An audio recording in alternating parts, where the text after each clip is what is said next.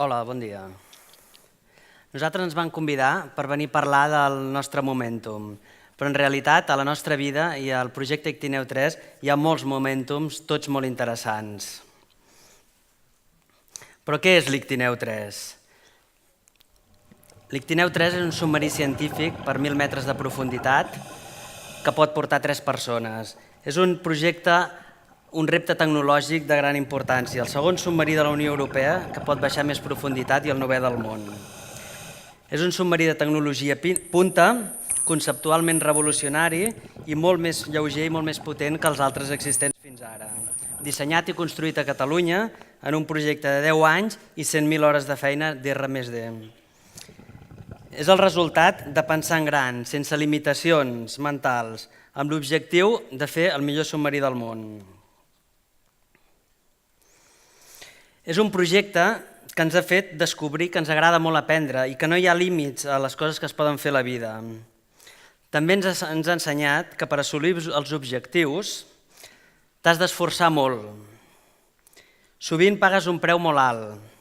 Si fas projectes tindràs satisfaccions, però també tindràs problemes. Uns construïm i altres destrueixen. I aquests segons segur que te'ls trobaràs pel camí i segur que lluitaran perquè el teu projecte no tiri endavant. No sabem per què ho fan, però ho fan.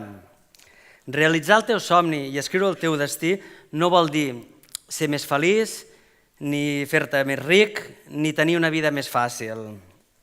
Vol dir que tu decideixes i vol dir que tu prens una actitud proactiva davant de la vida, que escrius el teu destí i que les teves aportacions serveixen en positiu a la història de la humanitat, a la història de l'evolució humana. Per tant, el més normal seria que aquest tipus de gent fóssim considerats com la millor inversió per a una societat o un país que vol prosperar, ja que podem fer molt més per molt menys diners. I ara us explicarem el que per nosaltres ha sigut el Momentum 5 estrelles, el més important de tot aquest projecte tan llarg, que és la primera immersió a 1.000 metres de profunditat. L'abril del 2015 vam estar fent proves de mar entre Niça i Mònaco, amb moltes immersions a 50 metres, i la màxima que vam fer va ser 90 metres. Després vam tornar al novembre, i al novembre la idea era fer un dia una immersió a 500 metres i el dia següent una a 1.000 metres. El primer dia vam fer una immersió a 300 metres i al cap de 2 dies tocava fer la immersió a 1.000 metres. En aquesta immersió a 1.000 metres, igual que totes les anteriors, cada vegada que baixava el màxim de profunditat, hi anava la persona, l'inspector de la certificadora Germanischer-Lloyd, que era en Mike, i jo. Aquesta persona és la que havia revisat tots els càlculs i estava segur que tot funcionava bé. Bé, i en el vídeo que heu vist ens vam encaminar cap al punt d'immersió, un punt amb 500 metres de fons, vam entrar dintre del submarí, ens vam mirar l'un a l'altre i vam dir què? Endavant, estem bé? Sí, va, tanquem escotilla, avisem i iniciem la immersió. I vam iniciar la immersió i vam començar a fer la immersió fins a 50 metres. 50 metres vam aturar el submarí, el vam estabilitzar i a partir d'aquell moment, per raons de seguretat, vam baixar amb els motors.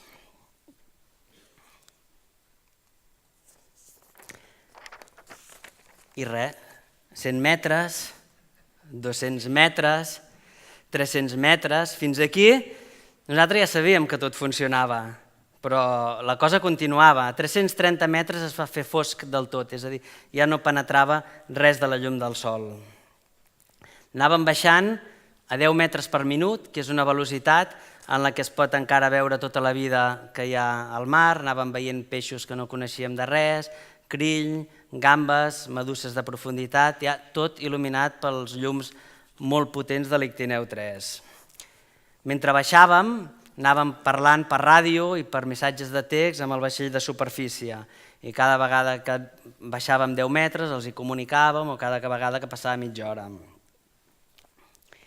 I res, anàvem baixant esperant a veure el fons i arriba un moment, 400 metres, 500 metres, 540, ja veiem el fons.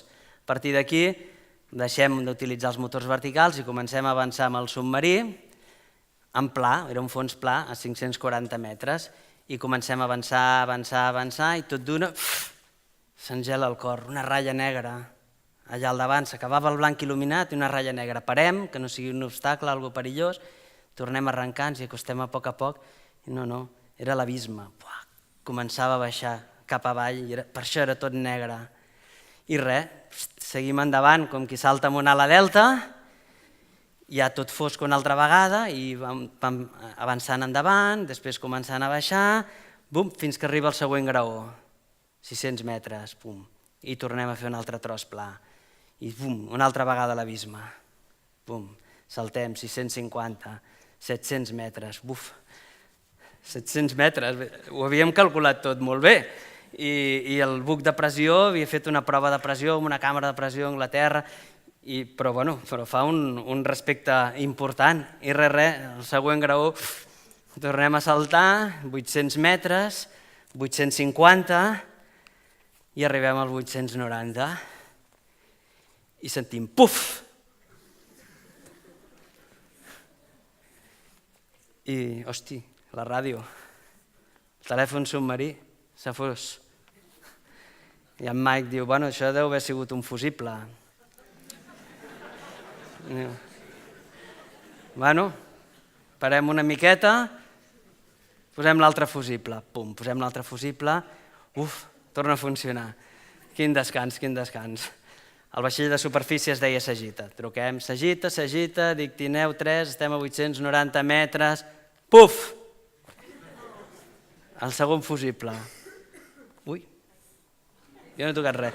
Veus? El fusible, he saltat el fusible.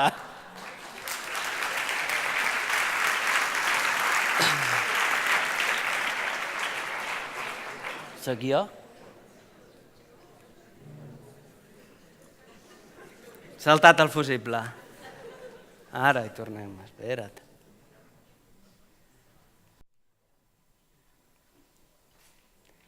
Vinga. Bé, i en Mike diu, bueno, hi ha una cosa que no he explicat aquí. Cada 30 minuts hem de comunicar. Si al cap de 90 minuts de l'última comunicació no hi ha senyals, des de dalt agafen i llancen un operatiu de rescat per anar a buscar el submarí. Aleshores en Mike diu, bueno, ens queden 75 minuts. Saps què? Baixem a tota pastilla fins als 1.000 metres, ens fem la foto i pugem cap a dalt intentant arribar a temps. I res, sense perdre temps, comencem a anar baixant. 960 metres i aquí diu, para-ho tot. Para els motors, para els ventiladors, para l'oxigen, para-ho tot. I, ostres, quina experiència, allà vam sentir el silenci més absolut que he sentit mai en tota la meva vida. Només se sentien uns crecs, no, se sentien uns cling molt fins, l'inspector diu, no, això és perfectament normal. Bueno, doncs res, continuem cap avall. 970, 980, 990, 990 metres i estàvem a dintre del canó i el sonar indicava parets per tres costats i havíem d'anar baixant molt a poc. Va, encara ens queden 10 metres, 10 metres i arribem als 1.000 metres. Amb aquest canó amb parets verticals de 60 graus, tot recobert per neu marina, que és això blanc que heu vist a les imatges, que no és neu, que són restes orgàniques. Allà vam girar el submarí, el vam posar de cara a la paret, es veia vida tot arreu, i dius, hosti, hem fet els 1.000 metres. 1.000 metres, aquest submarí és excepcional, està aguantant 1.000 tones cada metre quadrat del buc de pressió. És espectacular. Però clar, hem fet el repte, però encara estem allà baix, a 1.000 metres de fondària. Bueno, agafes i vam fer les 4 fotos de rigor i apa, a pujar cap a dalt, vam injectar aire als tancs exteriors per anar una miqueta més ràpid, no ens podíem comunicar, no sabíem si veien la nostra posició, quan vam arribar als 100 metres vam deixar anar l'aire aquest, es va fer molt llarga la tornada, més que l'anada, i vam pujar motor a poc, ens vam parar als 10 metres, mirant per l'escotilla de dalt, vam parar als 3 metres, vam parar a 10, 5, 3, i ja vam sortir cap a dalt, vam sortir i allà vam veure el vaixell de suport que estava allà al costat, que més o menys ens havia anat seguint, havia vist les nostres marques de bombolles, havia vist les marques dels motors i va esclatar la felicitat entre tot l'equip del submarí i els de dalt. I aquest va ser el nostre Momentum 5 estrelles, però com s'hi arriba aquí? Com es fa un projecte d'aquesta magnitud? D'on surt la força per fer possible l'impossible? I per què hi ha persones que tenen somnis i visió i tiren endavant els seus projectes i en canvi hi ha altres persones que no tenen aquestes inquietuds i que mai fan cap projecte? I per què hi ha persones o petits equips que assoleixen reptes que grans corporacions amb molts més recursos econòmics no poden fer? El perquè de tots els casos dels que poden no el sabem, però intuïm coses. Nosaltres explicarem el per què nosaltres hem pogut fer un projecte d'aquesta magnitud, és a dir, per què nosaltres podem fer el que es considera impossible. Hi ha persones que tenim certes sensibilitats especials, que no són còmodes, veiem molt més el dolor, veiem molt més la injustícia a la societat, percebem les zones wifi, percebem vol dir que ens creen mal de cap, no que veiem un color blau o les veiem venir així amb unes ratlles. Ens molesta molt l'estridència i el soroll, les olors, però per altra banda som capaços de percebre més la bellesa, de tenir més intuïció, tenim memòria, som perfeccionistes, tenim somnis, tenim una visió molt clara del que volem fer, sentit comú, que és molt important, objectius a la vida, capacitat d'esforç i, a més, volem canviar el món per fer un món millor. I també tenim unes inquietuds i tenim una curiositat i ens fem moltes preguntes i ens fem unes preguntes a lo millor diferents de les que es farien altres i obtenim respostes diferents. I això fa que a lo millor amb un cert problema l'abordem d'una manera diferent, amb una estratègia diferent i obtenim uns resultats diferents. L'on, el què i el qui. L'entorn en el que neixes i les circumstàncies de la vida són molt importants i poden determinar el teu futur, o no. Néixer en un ambient de ments inquietes, despertes, creatives, però que alhora toquen de peus a terra i són pràctiques i resolutives, et dona un substrat molt, molt important per fer coses. Però a part de l'on, també hi ha el què. Què t'ha passat a la vida? Certes circumstàncies adverses, com la malaltia o d'altres experiències dolentes, et fan madurar més ràpid o et fan madurar diferent i fa que et rebel·lis i que lluitis per la teva existència, lluitis per tu, pels teus objectius, lluitis pels teus somnis. Quan en prens consciència d'això, ja mai més permetràs que ningú et robi els somnis i que ningú et digui que el teu somni és impossible o que mai acabaràs el teu projecte o aquestes coses. A partir d'aquest moment, quan arriba aquest moment, és quan tens força infinita per dur a la pràctica qualsevol tipus de projecte. Perquè ets tu, és el qui, ets tu qui decideixes si ho pots fer o si no ho pots fer. Al final decideixes que tot es pot fer. I a partir d'aquest moment comences a complir tots els teus somnis. Has arribat al moment aquest de consciència i comences a complir tots els teus somnis. I cada vegada que assoleixes una fita, jures que mai més ho tornaràs a fer, per l'esforç i el sacrifici que t'ha costat. Però és la teva natura i tornes a fer-ho. I cada vegada fas un projecte més gran, i cada vegada un somni més impossible, i cada vegada amb una capacitat de superació més gran, fins que arriba un dia que recuperes el teu millor somni de la infància. I dius, anem a construir el millor submarí del món per posar-lo al servei de la ciència i de la societat. I en aquest moment és el moment que veritablement pots fer l'impossible. Però clar, fer un submarí per 1.000 metres de profunditat o fer un submarí perquè hi vagin persones a dintre és una feina titànica, una feina molt important. I, clar, tu t'has fet uns vaixells de vela, has creuat l'Atlàntic, has fet un llibre, unes quantes coses més, que està molt bé, però és que això és brutal. És un repte tecnològic de primera magnitud, és una cursa de fons, és una fita històrica que pot ser històrica a nivell de país o històrica a nivell mundial. I tu has de plantejar, però clar, sí, però titànica, però tota la vida t'has estat preparant per fer això, conscient o inconscientment. I agafes i busques la manera de muntar un equip, engresques gent, intentes transmetre l'emoció aquesta de lo meravellós que seria tenir un submarí científic i tires endavant. I un projecte així exigeix prendre moltes decisions, i moltes decisions importants, i no pots equivocar-te perquè si t'equivoques poses en risc aquest projecte, i requereix molta responsabilitat.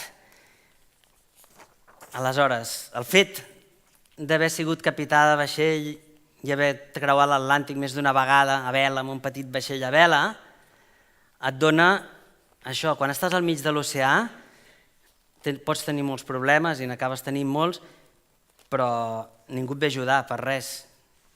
Tu ho has de resoldre tot tu. I amb això aprens a prendre decisions, aprens a dirigir l'equip, encara que sigui un equip molt petit. I tens molt poc temps per prendre decisions i ho has de fer. I cada vegada que et canvia el temps, que venen onades més grans, que canvia el vent, això ho has de resoldre. I això et dona un bagatge molt important després per poder tirar projectes d'aquesta envergadura.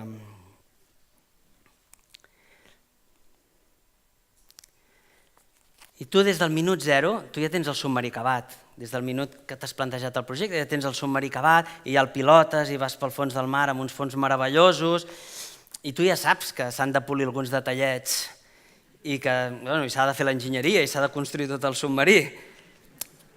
Però tu ja el tens acabat i això és molt important i això et dona una força molt gran. I aquesta força és el que et permet aguantar tot això, però també fa que hagis de tenir molta paciència, perquè tu ja el tens acabat i has d'esperar 10 anys a tenir-lo acabat de veritat.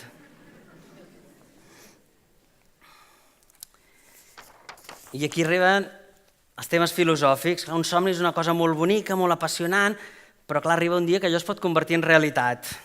Llavors tens un dilema. Si ho fas, deixarà de ser un somni. I pot ser que sigui diferent de com t'havies imaginat, que el camí sigui molt dur, que el resultat no sigui satisfactori, i si no ho fas, te'n penediràs tota la vida. I estàs davant d'una decisió dual. Triïs el que triïs, te'n penediràs. I aquest és un dels moments claus de l'Ictineu 3, el dia que vam deixar el somni enrere per professionalitzar-lo. I això té unes conseqüències perquè t'has d'assegurar que no defalliràs. Són projectes molt llargs i t'has d'assegurar que tot funcionarà i no defalliràs. El nostre moment va ser quan vam constituir la societat i aleshores la cosa comença a funcionar i t'has d'assegurar que tot funciona. Però aleshores venen tot de momentums, una consecució de momentums el dia que comences l'enginyeria, el dia que comences a fer la primera peça del buc de pressió, quan aconsegueixes el primer euro, el primer cop que surt al diari el teu projecte, quan muntes el primer conjunt i encaixa tot, quan presentes el submarí acabat en públic, quan fas la prova de pressió, quan el poses a les proves de piscina i funciona, a les proves de port i funciona, i el moment culminant, quan fas la immersió de 1.000 metres i tot funciona. I tornes. I això és l'èxit. L'èxit d'un projecte de 10 anys, de 100.000 hores de recerca i de desenvolupament. Un èxit després d'haver superat infinitat de problemes tècnics, econòmics, burocràtics, etc. És el moment en què has demostrat al món que el teu somni és una realitat i que la teva tecnologia funciona. És real i funciona. Que la visió de noves solucions que tenies tu i que els altres pensaven que eren impossibles funcionen i converteixen el teu submarí en el submarí més modern del món. És el dia que has demostrat al món que res és impossible i que amb la força de la voluntat es poden fer els projectes més ambiciosos. És el punt de partida, o hauria de ser el punt de partida, per començar a recollir el fruit de tant esforç. I aleshores el món ho veu i arriben els reconeixements dels experts i diuen hi ha un abans i un després en el disseny de submarins. Del disseny de l'Ictineu 3 marca un abans i un després en el disseny de submarins del món. O Ictineu Submarins és una nova generació de tecnologia submarina. I en aquell moment, altres empreses o altres centres de recerca, mirant l'Ictineu, es plantegen nous objectius que fins a aquell moment pensaven que eren impossibles i es posen a tirar endavant projectes que fins a aquell moment no s'haurien atrevit perquè pensaven que no es podien fer. Nosaltres, amb l'Ictineu 3, hem demostrat que això es podia fer. Hem canviat el món, encara que sigui només una miqueta, l'hem canviat, i encara que només sigui en el nostre apartat, però hem canviat el món per fer-lo una miqueta millor. Hem complert el nostre somni i hem escrit el nostre destí. De moment. Gràcies.